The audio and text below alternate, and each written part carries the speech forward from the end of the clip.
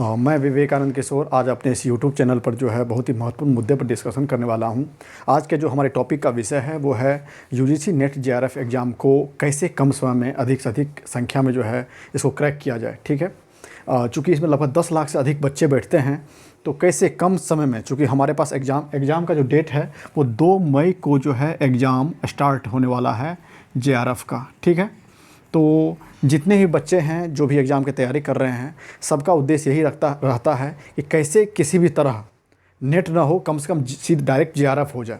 बहुत सारे ऐसे बच्चे प्रयास करते हैं जेआरएफ नहीं तो नेट हो जाए। तो आपका जो मूल उद्देश्य ये होना चाहिए कि कैसे हम एक ही अटैम्प्ट में जेआरएफ का अवार्ड लेटर प्राप्त हो जाए, क्योंकि इसका बहुत फ़ायदा होता है, ये शायद आप लोग जानते भी होंगे। तो हम लोग आज जो है इसी पर चर्चा करने वाले हैं। जनरली जेआरएफ पाने का जो एवरेज परसेंटेज होता है लगभग सभी सब्जेक्ट का वो लगभग 60% के बराबर रहता है। ठीक है, मैं एवरेज मान के चल रहा हूँ 5% ऊपर, 60% प्लस माइनस 5। ठीक है, अगर मैं हिस्ट्री सब्जेक्ट की बात करूँ, मेरा हिस्ट्री सब्जेक्ट रहा है तो एक बार 2018 के लगभग में 2018, 19, 20 3 साल के अगर आप कट ऑफ का एनालिसिस करेंगे तो जेआरएफ पाने के लिए जो जेआरएफ का अवार्ड लेटर है ये पाने के लिए कभी कभी इसका परसेंटेज रहा है मात्र 54%। ठीक है, मैं जनरल कैटेगरी की बात कर रहा हूँ, ये मैं जनरल कैटेगरी की बात कर रहा हूँ। और ओबीसी कैटेगरी में 52 या 50 प्लस माइनस 2 मैंने कर दिया है, यानी कि 2% ऊपर 2% नीचे कुछ भी हो सकता है। तो ओबीसी कैटेगरी के लिए जो है मात्र 50% पर भी जो है जेआरएफ अवार्ड लेटर एक बार प्राप्त हो चुका है। तो जेआरएफ का जो एवरेज मैं मान लेता हूँ ये 60 प्लस माइनस 5। ठीक है, 65% यानी 65% से ऊपर कभी गया नहीं है, या जाता भी है तो यही रहेगा 60% प्लस माइनस 5 का एवरेज रहेगा जेआरएफ अवार्ड लेटर पाने के लिए। ठीक है, तो हम तो ये देख लिए कि जेआरएफ के लिए हमारा जो है एक कट ऑफ का सीमा क्या है। अब हमें ये चर्चा करना है कि कैसे हम ये जो सीमा रेखा है 60% का जो ये रेखा है, ये 60% जो है जेआरएफ पाने के लिए एक बॉर्डर लाइन है। 60% जेआरएफ पाने के लिए बॉर्डर लाइन है, तो कैसे इस सीमा रेखा को प्राप्त किया जाए। 60% का मतलब होता है, अगर हम इसके सिलेबस को देखेंगे आप, तो जो यूजीसी नेट का जो पहला पेपर होता है इसमें लगभग 50 क्वेश्चन होते हैं और 50 क्वेश्चन में प्रत्येक क्वेश्चन के 2 अंक होते हैं। तो जो 2 अंक होते हैं इसके हो गए 100 अंक, पेपर 2 के हो गए 100 अंक, यानी 200 अंक। और अगर मुझे जेआरएफ पाना है तो 200 का 60% अगर हम ये टोटल इसके मार्क्स हो गए 300। तो नेट जेआरएफ में टोटल जो है पेपर 1 में 50 क्वेश्चन पूछे जाते हैं, पेपर 2 में 100 क्वेश्चन पूछे जाते हैं, प्रत्येक क्वेश्चन के 2 मार्क मिलते हैं। तो टोटल जो है इसमें 300 अंकों का होता है ये। ठीक है, टोटल जो है 300 अंकों का होता है ये, और टोटल 150 क्वेश्चन होते हैं। और हमको क्या प्राप्त करना है, तो जेआरएफ प्राप्त करना है। तो 300 का अगर हम 60% करेंगे तो कितना हो गया, हमें कम से कम 180 मार्क चाहिए। ठीक है, हमें कम से कम जेआरएफ पाने के लिए 180 मार्क तो चाहिए किसी भी परिस्थिति में। ठीक है, तो अब हमें ये समझना होगा किसी भी युद्ध जीतने के लिए जो है रणनीति की बहुत ज़रूरत पड़ती है। ठीक है, किसी भी युद्ध जीतने के लिए स्ट्रेटजी का होना बहुत महत्वपूर्ण होता है। अगर आप इतिहास के पन्नों को पलट कर देखेंगे तो नेट जेआरएफ का चूँकि हमारे पास मात्र 29 दिन बचे हैं, तो इसके लिए भी हम लोग जो है कि एनालिसिस करते हैं, टॉपिक वाइज एनालिसिस करेंगे कि कौन से टॉपिक को, कौन से सब्जेक्ट को कहाँ से कैसे पढ़ा जाए। ठीक है, मात्र 19 दिन है, आज है 13 अप्रैल, तो आज के बाद जो है मात्र 19 दिन के बाद जो है 19 दिन के बाद जो है जेआरएफ का एग्ज़ाम शुरू होने वाला है। ठीक है, तो चलिए शुरू करते हैं। फिलहाल जो है मैं पेपर 1 का स्ट्रेटजी बता रहा हूँ, यूजीसी नेट जेआरएफ पेपर 1 का, ताकि सारे बच्चों का भला हो जाए। इसके बाद जो हमारा अगला वीडियो होगा उसमें मैं हिस्ट्री टॉपिक के लिए अलग से वीडियो बनाऊंगा। मतलब हिस्ट्री सब्जेक्ट में कौन से टॉपिक को, कौन से सेक्शन को कहाँ से कैसे पढ़ना चाहिए, ताकि जो है मैक्सिमम आउटपुट दे सकें, यानी अधिक से अधिक हमें प्रॉफिट हो और अधिक से अधिक मार्क्स प्राप्त कर सकें। ठीक है, तो फिलहाल इस वीडियो में हम लोग जो है नेट जेआरएफ पेपर 1 की बात करेंगे। ठीक है, जब पेपर 1 का अगर हम सिलेबस को देखें, किसी भी एग्ज़ाम देने के लिए जो है सिलेबस को देखना महत्वपूर्ण होता है। तो सिलेबस को देखेंगे, टोटल जो नेट जेआरएफ का सिलेबस है ये टोटल 10 भागों में बटा होता है। 10 भाग में ये आता है, एक तो teaching aptitude, research aptitude, communication, education, environment, current affair, math, reasoning, comprehension का आता है टॉपिक, एक होता है पॉलिटी एंड गवर्नेंस का। ठीक है, हम लोग देखो टोटल जो है नेट जेआरएफ में का जो सिलेबस है पेपर 1 का, उसमें 10 सेक्शन है, ठीक है। ये 10 सेक्शन यही है, 1 2 3 4 5 6 7 8 9 10, ठीक है। टोटल जो है इसमें 10 भाग हैं और प्रत्येक सेक्शन से लगभग 5 सवाल पूछे जाते हैं। तो 10 को 5 से मल्टीप्लाई करेंगे तो ये हमारे हो गए 50 क्वेश्चन, ठीक है। ये 50 क्वेश्चन हो गए, पर 10 भाग में सिलेबस बटे हुए हैं। ये 10 का 10 भाग यही है, teaching aptitude, research aptitude, communication, education, environment, current affair, math, reasoning, comprehension, polity and governance, ठीक है। प्रत्येक में 10 सेक्शन है, प्रत्येक सेक्शन से 5 सवाल यानी 50 क्वेश्चन पूछे गए। हमको इसमें कम से कम 50 क्वेश्चन में 35 क्वेश्चन अगर जेआरएफ पाना है तो कम से कम इसे करेक्ट करना ही होगा। जेआरएफ पाने के लिए जो है 35 क्वेश्चन।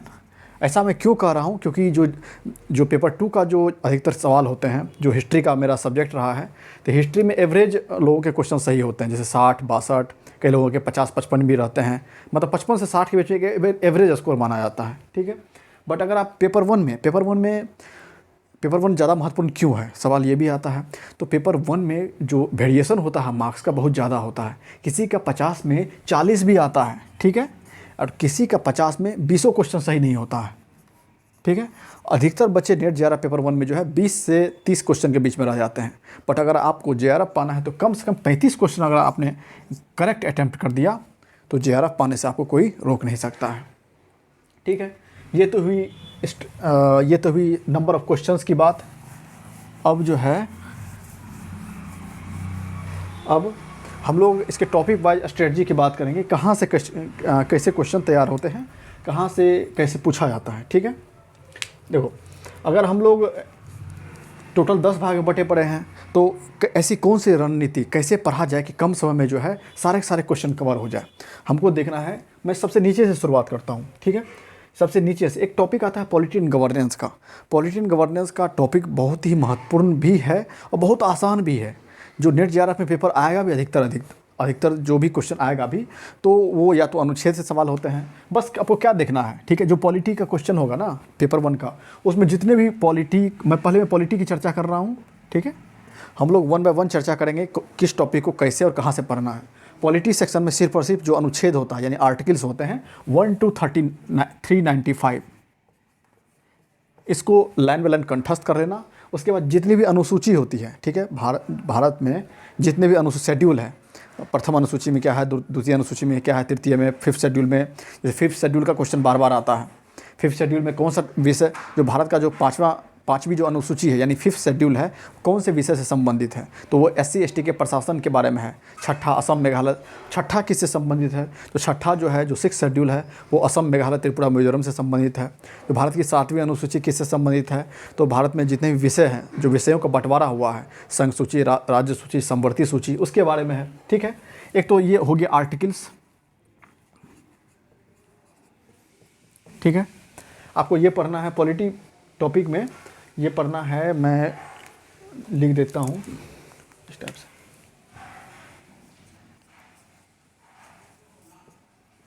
पॉलिटी में जो है आर्टिकल्स पढ़ना है, उसके बाद जो है इसमें शेड्यूल पढ़ना है। शेड्यूल का मतलब होता है अनुसूची, जितने भी अनुसूची हैं ये इंपॉर्टेंट है। इसके अलावा भारत में जितने भी एक्ट हुए हैं, 1773 का रेगुलेटिंग एक्ट है, 1784 का है, 1813 का है, 1833 का है, 1853 का है, उसके अलावा जो 1861 का आया है। तो जो इंपॉर्टेंट सारे सब कुछ पूरा लाइन कंठस्थ नहीं करना है, कुछ की वर्ड्स है, जैसे कि मान लो सांप्रदायिकता का जो कंसेप्ट है वो कौन से अधिनियम के तहत आया था, ठीक है। इसके अलावा जैसे पहली बार महिलाओं को वोटिंग राइट, महिलाओं को मताधिकार का प्रयोग पहली बार कौन से अधिनियम के तहत प्रदान किया गया था, तो महिलाओं को जो वोटिंग राइट है वो पहली बार 1919 के भारत शासन अधिनियम के तहत प्रदान किया गया था, ठीक है। या प्रांतों में द्वैध शासन कब लागू किया गया, केंद्र में कब लागू किया गया था। सिंपल जो फैक्चुअल बेस्ड क्वेश्चन आते हैं वो आते हैं जितने भी एक्ट वाले सवाल होते हैं पॉलिटी में। तो क्या पढ़ना है, पहले मैंने आर्टिकल का नाम बोला, दूसरा शेड्यूल बोला है, तीसरा एक्ट बोला है, ठीक है। उसके अलावा जो बेसिक सवाल होता है ये सब चीज़ कहाँ से पढ़ें, तो ज़्यादा मोटी किताब पढ़ने की ज़रूरत नहीं है। इस बेसिक अंडरस्टैंडिंग के लिए मात्र 2 या 3 चैप्टर ही पढ़ना है। 11th क्लास का NCERT प्लस लुसेंट का पॉलिटी। देखो 11th क्लास का एनसीईआरटी पॉलिटी में पढ़ लोगे, एक बेसिक अंडरस्टैंडिंग बन जाएगा। और जो है ल्यूसेंट का पॉलिटी पढ़ लोगे तो फैक्चुअल बेस्ड जो तथ्यात्मक सवाल होते हैं वो सारे सवाल सॉल्व हो जाएंगे। इसमें ये सब चीज़, और उसमें सब कुछ नहीं पढ़ना है, मैं पहले कह रहा हूँ क्योंकि समय कम है, मात्र 29 दिन, मात्र जो 19 दिन समय है। तो ये आर्टिकल हो गया, शेड्यूल हो गया, उसके अलावा जो टॉपिक होता है एक एक्ट आता है, उसके अलावा जो है इसमें आता है प्रेसिडेंट के टॉपिक आते हैं, प्रेसिडेंट हो गया, गवर्नर हो गया, ठीक है। उसके अलावा जो है आपातकाल का टॉपिक आता है, ठीक है। उसके अलावा जो है संवैधानिक संशोधन,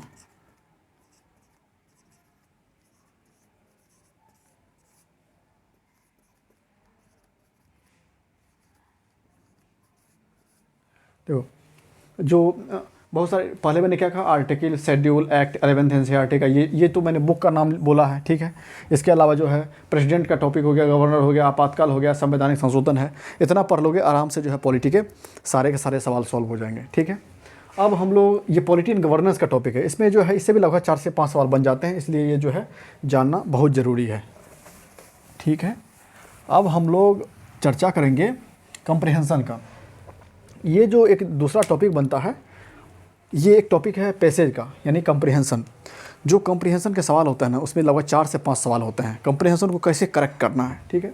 कभी कभी क्या करता है कि कंप्रिहेंशन दे देता है, कहता है इसका मुख्य विषय क्या है, कोई भी 4 ऑप्शन को।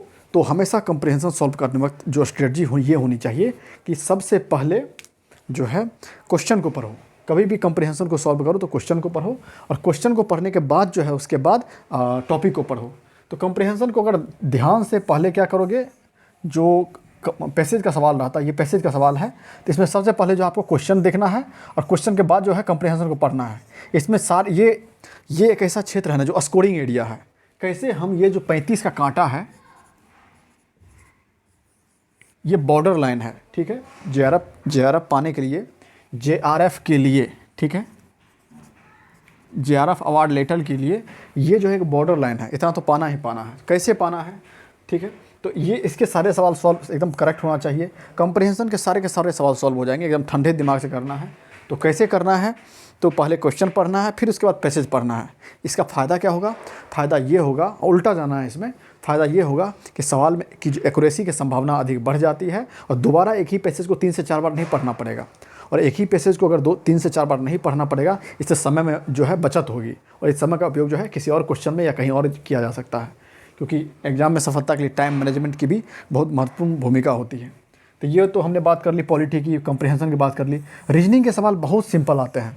जो नेट जेआरएफ पेपर 1 में सवाल आता है रीजनिंग का, बहुत सिंपल सवाल आते हैं। कौन से टॉपिक के आते हैं, एक जो सीरीज बेस्ड क्वेश्चन हो गया, रीजनिंग में जो क्वेश्चन आते हैं net JRF series based question, series में कौन सा हो गया, जैसे मान लो क्या, जैसे 3 हो गया, 6 हो गया, 9 हो गया, अगला नंबर कौन सा होगा, ठीक है। या यहाँ पे 1 हो गया, 8 हो गया, 27 हो गया, 64 हो गया, ठीक है।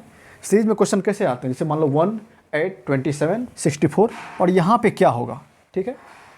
सीरीज का बेस्ड का तो कोई भी सीरीज बेस्ड क्वेश्चन होना, इसका तरीका बहुत सिंपल होता है, प्लस माइनस गुना डिवीजन यानी भागा, इस टाइप से, फिर या तो स्क्वायर या क्यूब। समय कम होता है इसलिए सारे कंसेप्ट को फिट करोगे तो कोई एक न एक बैठ ही जाएगा, ठीक है। या तो प्लस माइनस गुना भागा स्क्वायर क्यूब। खैर मैं अपने इस यूट्यूब चैनल पर जो है रीजनिंग के जितने भी टॉपिक्स हैं सबका वीडियो बनाकर टॉपिक वाइज जो है डाल दूंगा। ये सारे एग्जाम में काम आ जाएगा, UPSC, state PCS, banking, railway, सब सारे एग्जाम में काम आ जाएगा, ठीक है। तो ये रीजनिंग के टॉपिक्स के सारे रीजनिंग के जितने भी टॉपिक्स हैं सब पर मैं वीडियो बना के पोस्ट करने वाला हूँ। तो ये तो हो गया सीरीज बेस्ड को।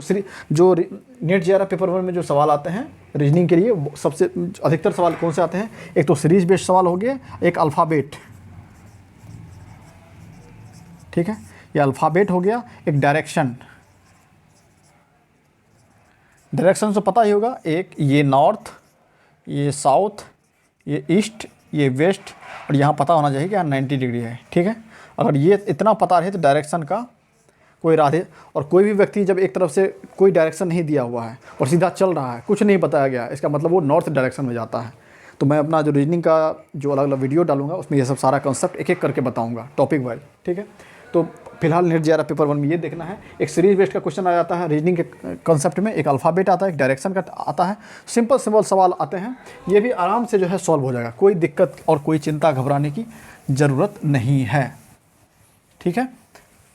तो अभी हमने चर्चा कर ली है कौन से टॉपिक का, एक पॉलिटी का, कंप्रिहेंशन का, रीजनिंग का, मैथ का भी। अगर आर एस अग्रवाल का अगर एग्जाम्पल भी बना लोगे तो मैथ के सारे सवाल सॉल्व हो जाएंगे, ठीक है।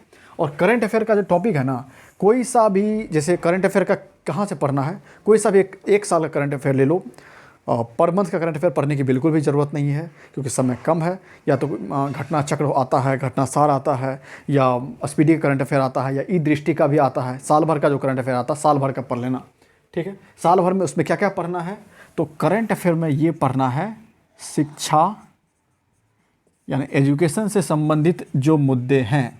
जैसे कोरोना काल का समय है तो भारत सरकार ने ऑनलाइन एजुकेशन को बढ़ावा देने के लिए कौन कौन से ऐप की शुरुआत की है। जो भारत सरकार का जो DTH चैनल है, वो कौन से चैनल को जो है एजुकेशन को बढ़ावा देने के लिए जो है अधिक से अधिक जो है संरक्षण दिया जा रहा है भारत सरकार के द्वारा, ठीक है। तो एजुकेशन संबंधित जो भी मान लें, जो एजुकेशन योजनाएं हैं, या नीति आयोग के द्वारा कोई जो है इंडेक्स निकाला जाता है, एजुकेशन क्वालिटी इंडेक्स, कुछ भी जो भी निकाला जाता है, उस इंडेक्स में भारत के कौन से राज्य का सर्वोत्तम स्थान रहा है, ठीक है, उसका पैमाना क्या है। तो शिक्षा में यही सब देखना है, ठीक है। उसी तरह एक पर्यावरण का टॉपिक आता है। ये सब ऐसे कोर एरिया है जहाँ से सवाल पूछे जाते हैं। पर्यावरण का जो भी सवाल आता है उसमें हमें ये देखना है कि जैसे 5 जून को पर्यावरण दिवस मनाया जाता है, तो उस दिन कौन सा थीम रखा गया है, या रामसर का सम्मेलन 2 फरवरी को होता है।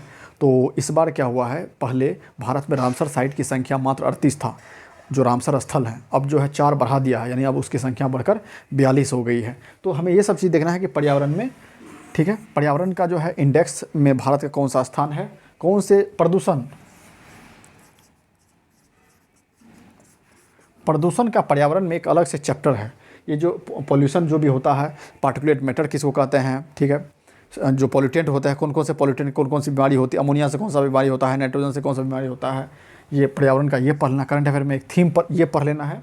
ये थीम क्या पढ़ना है कि विश्व पर्यावरण दिवस में जो है उसका थीम कौन सा रखा गया था, भारत में कौन सा जो world network of biosphere reserve है या रामसर स्थल हैं, कितनी संख्या उसकी बढ़ गई है, पहले कौन सा था। कभी कभी ये पूछता है कि जो सेंचुरी है वो कौन से राज्य में स्थित है। कभी लोकेशन बेस्ड भी सवाल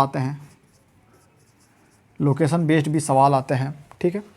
तो पर्यावरण में बेसिक इतना जान जाओगे तो आराम से सारे के सारे सवाल सॉल्व हो जाएंगे। जैसे कि एक बार JRF में एक सवाल पूछा गया था कि समुद्र में अगर गर्म पानी को डाल देंगे तो क्या प्रभाव पड़ेगा, ठीक है। एक बेसिक कंसेप्ट की बातें हैं, और अगर कंसेप्ट थोड़ा बहुत जानना हो तो 11th क्लास का जो बायोलॉजी है उसमें लास्ट में जो है 4 चैप्टर दिया हुआ है पर्यावरण पे, एनवायरनमेंट टॉपिक पे।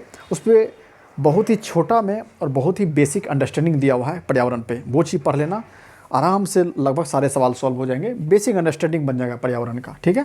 पर्यावरण का कैसे, 11th क्लास का बायो में पूरा बायो नहीं, लास्ट में 4 चैप्टर है, लास्ट में 4 चैप्टर है, वो पढ़ना है। इतना पढ़ लोगे तो पर्यावरण का बेसिक अंडरस्टैंडिंग बन जाएगा, ठीक है। बहुत ज़्यादा नहीं है, मुश्किल से 1 घंटे की बात है, ये ख़त्म हो जाएगा। और बेसिक करंट अफेयर में ये सारे पर्यावरण के मुद्दे पढ़ लेना, ठीक है। तो अभी जो है मैं इस टॉपिक को भी कवर कर रहा हूँ, करंट अफेयर के साथ जो एनवायरनमेंट के टॉपिक पूछे जाते हैं, एजुकेशन के टॉपिक पूछे जाते हैं, इसको भी। ये 3 सेक्शन जो है ना करंट अफेयर से ही निपट जाएगा, कुछ सवाल करंट अफेयर के। और इसमें उसके बाद जो है कुछ युद्धाभ्यास आता है, ठीक है। जैसे वरुण नामक युद्धाभ्यास किसके बीच होता है, भारत और फ्रांस के बीच में होता है, ठीक है। किरण नामक एक युद्धाभ्यास होता है। नसीम उल बहर एक युद्धाभ्यास का नाम है। युद्धाभ्यास मतलब 2 देशों के बीच जो है युद्ध का अभ्यास करना। तो जैसे भारत और ओमान के बीच नसीम उल बहर इस नाम का जो है युद्धाभ्यास किया जाता है। तो और इसके अलावा जो है इंडेक्स देखना है, ठीक है। उसके बाद खेल हो गया, साहित्य हो गया, ठीक है, पुरस्कार हो गया, ठीक है। जितने भी महत्वपूर्ण इंसिडेंट है ना, बस इसको याद रखो, खेल, साहित्य, पुरस्कार, इंडेक्स, युद्धाभ्यास, ठीक है। इतना करोगे तो इसके अलावा जो है पर्यावरण और शिक्षा, इतना कर लोगे तो सारे के सारे सवाल जो है सॉल्व हो जाएंगे।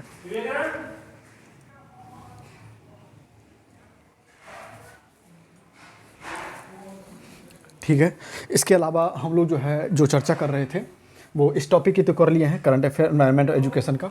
अब जो है हम लोग चर्चा करेंगे कि ये जो कम्युनिकेशन का टॉपिक है, रिसर्च का टॉपिक है और टीचिंग एप्टीट्यूड का टॉपिक है, ठीक है। ये 3 टॉपिक ऐसा है जो काफ़ी अधिक महत्वपूर्ण है, कम्युनिकेशन, रिसर्च एप्टीट्यूड और टीचिंग एप्टीट्यूड, ठीक है। इसको कहाँ से पढ़ना है? देखो, अधिकतर जो ये सवाल आता है ना, ये सवाल आते हैं अधिकतर तुमको KVS मदान की बुक आती है, उस KVS मदान की बुक में जो है सिर्फ 2 टॉपिक पढ़ लेना, टीचिंग एप्टीट्यूड और रिसर्च एप्टीट्यूड।